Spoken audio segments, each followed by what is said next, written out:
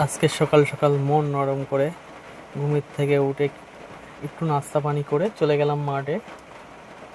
আমার ক্ষেতে বেগুন চাষ হবে, দেখতে গেলাম ক্ষেতটা কেমন আছে। ক্ষেতটা ঠিকঠাকই আছে, একটু চাই দিতে হবে,